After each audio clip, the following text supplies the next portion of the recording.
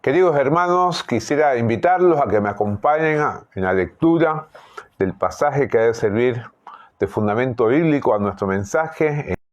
Y el mismo se encuentra en Primera de Pedro, el capítulo 3, los versículos 8 y 15, y luego pasamos al capítulo 4, al versículo 2. Primera de Pedro, el capítulo 3, los versículos 8 y 15, y luego el capítulo 4, versículo 2. Dice este pasaje lo siguiente, versículo 8. Finalmente, sed todos de un mismo sentir, compasivos, amando fraternalmente, misericordiosos, amigables. El versículo 15 dice, sino santificad a Dios el Señor en vuestros corazones, y estad siempre preparados para presentar defensa con mansedumbre y reverencia ante todo el que os demande razón de la esperanza que hay en vosotros. Y luego capítulo 4, el versículo 2 dice, para no vivir el tiempo que resta en la carne conforme a las concupiscencias de los hombres, sino conforme a la voluntad de Dios. Oremos rogando que Dios nos hable con toda claridad a través de este pasaje. Amado Dios, gracias por estar con nosotros y gracias por la oportunidad de leer tu palabra y meditar en ella. Haz que cada uno de nosotros oiga con claridad tu voz y que lo que aprendamos podamos aplicarlo hoy y cada día en nuestra vida. Te lo rogamos humildemente en el nombre del Señor Jesús. Amén. Queridos hermanos, comenzamos el mes de junio y este es el mes de énfasis en los ministerios de evangelización y misiones. Ustedes saben que los cristianos tenemos el gran desafío de ser testigos, lo que nos dice claramente Hechos 1:8, un pasaje que conocemos muy bien, al cual nos hemos referido tantas veces. Y una de las maneras de hacerlo es dando testimonio de nuestra esperanza como hijos de Dios. Algo muy importante para seguir evangelizando en medio de la situación adversa provocada por la pandemia. Por eso, en este culto yo quisiera proponer, vivamos el poder del Evangelio testificando de nuestra esperanza. Y lo primero que tenemos que hacer es consagrando nuestros corazones a Cristo como Señor.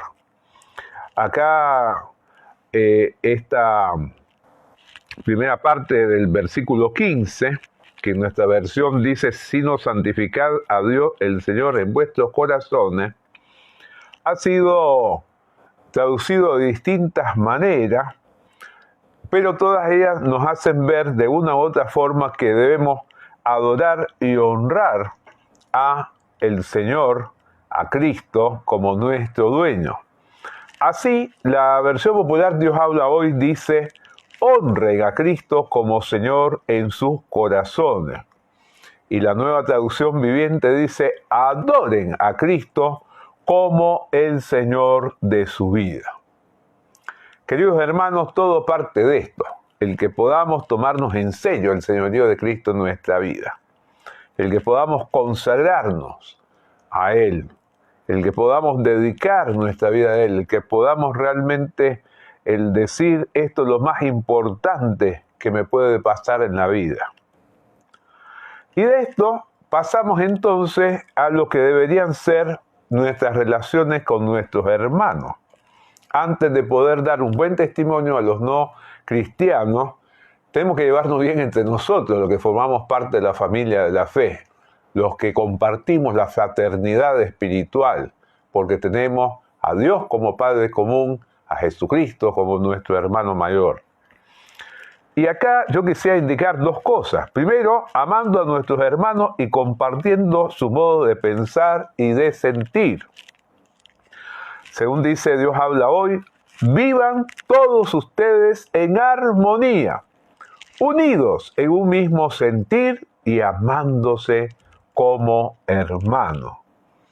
Y el verbo que se traduce sentir también puede significar pensar, y algunos lo traducen de esta manera. Entonces a mí me parece que lo mejor es tomar las dos opciones y decir de pensar y de sentir, ¿no? amar a nuestros hermanos y compartir su modo de pensar y de sentir, quiere decir el unirnos sobre la base de que el Espíritu Santo obra en uno, obra en otro y nos hace pensar y sentir de la misma manera. No como tantas personas que a lo largo de la historia del cristianismo han estado enfrentadas en la vida de las iglesias. Uno de los casos más famosos es el de Bodi y Sinti, que según lo encontramos ahí en Filipenses 4:2, ¿no?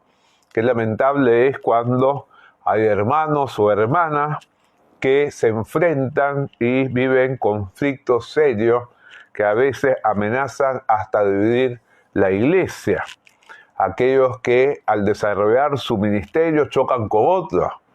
Que el Señor nos libre de esto, que podamos estar en armonía, cada uno sirviendo en lo suyo con base en los dones recibidos y en el nombramiento que nos hace la iglesia, que podamos hacer lo mejor para el Señor y para el extendimiento del reino de Dios.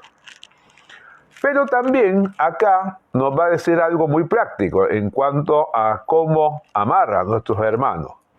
Y es que seamos compasivos, misericordiosos y humildes con ellos. Esta palabra humilde es la que se considera la mejor traducción de la palabra que aparece acá al final del versículo 8. Hay algunos manuscritos que efectivamente, como está acá nuestra Reina Valera, tienen un término que se traduce amigable.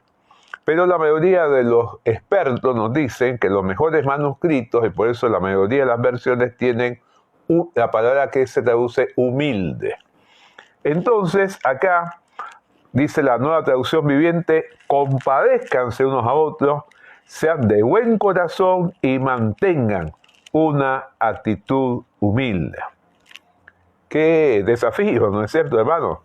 Primero, que nos compadezcamos unos a otros. Qué bueno es cuando que somos compasivos con el hermano y el hermano con nosotros. Cuando realmente sentimos junto con el hermano, ¿no? Ser compasivo es sentir junto con el otro. Por otro lado, el tener buen corazón, el ser misericordioso. Estas son dos ideas muy relacionadas. Casi que es la misma idea presente con dos matices. El ser compasivo, el ser misericordioso, involucra el ponernos en los zapatos del otro. A veces nos enojamos con algún hermano o alguna hermana y no tomamos en cuenta la historia de ese hermano o de esta hermana, por qué tal hermano o tal hermana pueden actuar así. Y cuando lo hacemos, cuando nos ponemos en los zapatos del otro, podemos tener una actitud de comprensión, de compasión y de misericordia. ¿Y qué decir de, como dice acá, mantener una actitud humilde? ¿Cómo nos cuesta la humildad, no es cierto? Yo creo que lo primero que tenemos que reconocer es que nos cuesta ser humildes, a todos. No ha habido un solo ser humano al que le haya resultado fácil ser humilde.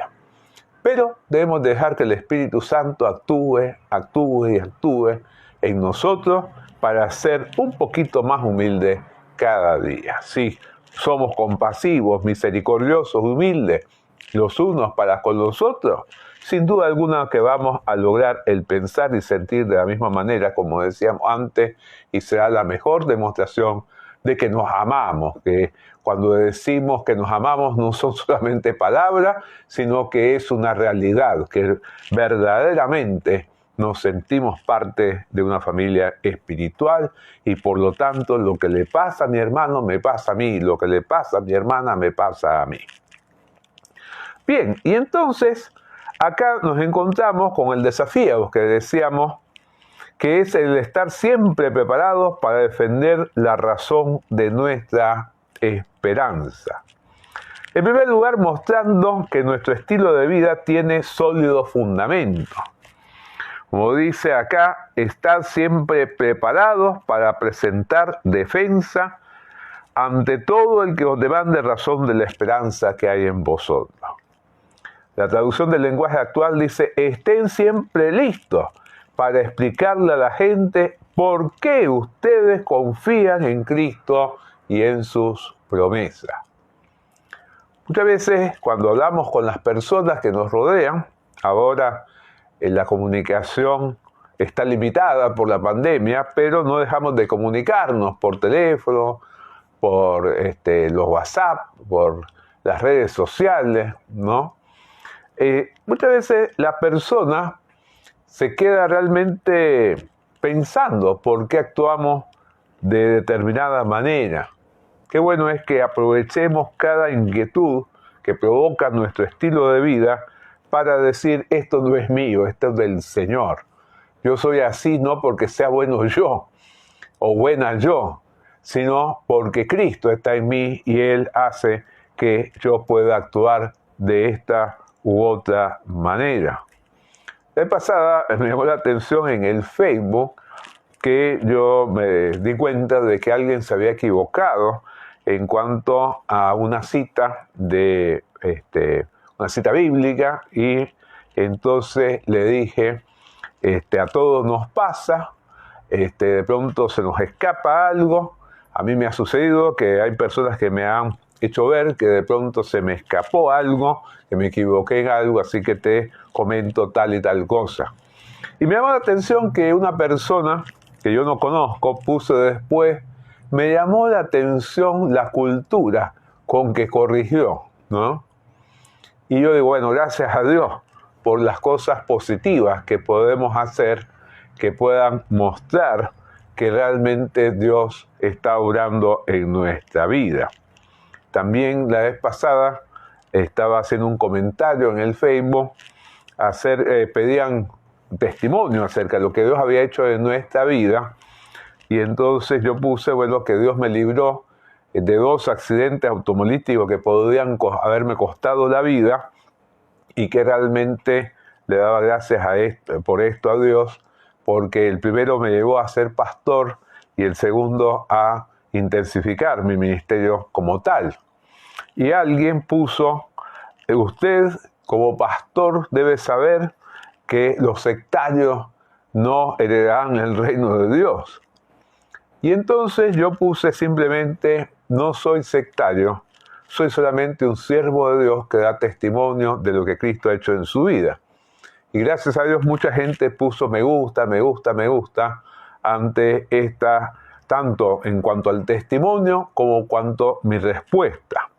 Mucho más en relación con el testimonio, lo cual le decía yo acá a mi familia, me hizo ver que vale la pena arriesgarse a que a uno traten de agredirlo o le digan cosas feas en las redes sociales, pero que cuando uno da testimonio de la obra de Cristo, siempre es una bendición. En segundo lugar, queridos hermanos, viviendo conforme a la voluntad de Dios, es lo que nos señala la segunda parte del versículo 2. Conforme a la voluntad de Dios, vivir conforme a la voluntad de Dios, dice este pasaje claramente.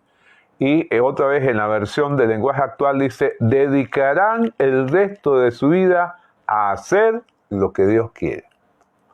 ¿Es fácil hacer la voluntad de Dios? No, queridos hermanos, no es fácil. En algunas cosas quizás sí, pero siempre va a haber una en la que nos cuesta más que otra, ¿no? Realmente es importante el que seamos realistas y reconozcamos que hay en nuestro interior una verdadera lucha espiritual. De manera que luchan la carne y el espíritu, ¿no? Nuestra naturaleza pecaminosa, caída, quiere hacer las cosas a su manera. Y en cambio el Espíritu Santo nos quiere conducir a hacer la voluntad de Dios, que es buena, agradable y perfecta. Bueno, procuremos darle más lugar al Espíritu Santo para que vaya mejorando esos aspectos de nuestra vida que nos tienen en esa situación a veces ambigua, en la cual parece que queremos hacer las cosas bien y muchas veces las hacemos muy mal. Y finalmente, rechazando, por tanto, las pasiones de personas no convertidas. según dice la Nueva Versión Internacional, no satisfaciendo sus pasiones humanas. Y otra vez, lo natural es que tratemos de satisfacer nuestras pasiones humanas. Por ejemplo, alguien nos ofende y nosotros lo primero que nos viene es responder con una ofensa. Alguien nos dice algo malo y nosotros le retrucamos con otra cosa peor, ¿no?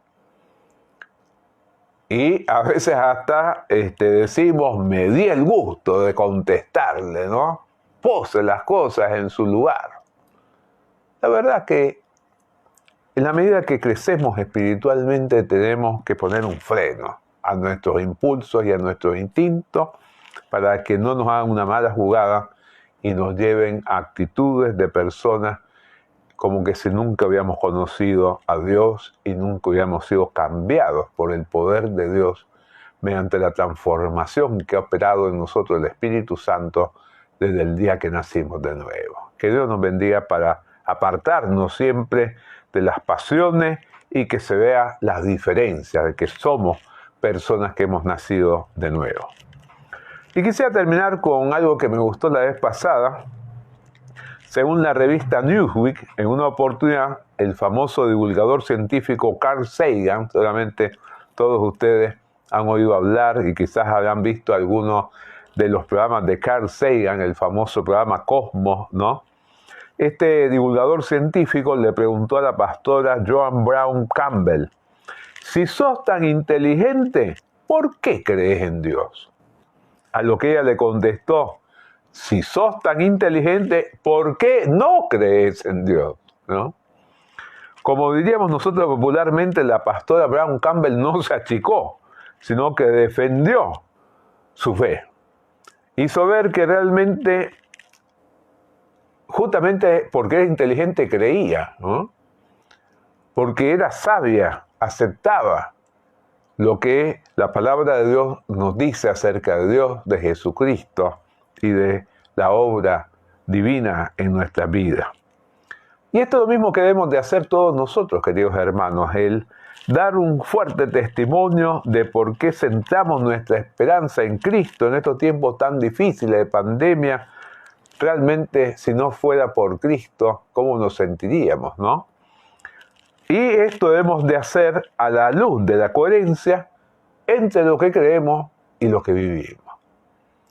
Entre lo que realmente es nuestra actitud frente al mismo Cristo de rendir nuestra vida a Él como Señor, la actitud hacia nuestros hermanos de amarlos y compartir su modo de pensar y de sentir, el ser compasivos, misericordiosos y humildes con ellos, y entonces estar siempre preparados para defender la razón de nuestra esperanza, mostrando que nuestro estilo de vida tiene un sólido fundamento, viviendo conforme a la voluntad de Dios y rechazando las pasiones humanas. Que Dios nos bendiga para que así lo logremos. Vamos a pedir esto mismo en oración. Amado Dios, gracias por estar con nosotros. Gracias por el mensaje de tu palabra. Gracias por la manera en que nos muestra un camino para estar más cerca de ti y sobre todo para que podamos ser buenos testigos de Cristo, evangelizando a todo el que tengamos cerca. Te rogamos que tú hagas posible el que defendamos nuestra esperanza, tal y como nos exhorta el apóstol Pedro. Que realmente tantas personas que viven sin esperanza puedan darse cuenta que nosotros tenemos un fundamento sólido para sostenerla y que ellos también quieran tener esa experiencia. Te lo rogamos en el nombre del Señor Jesucristo. Amén.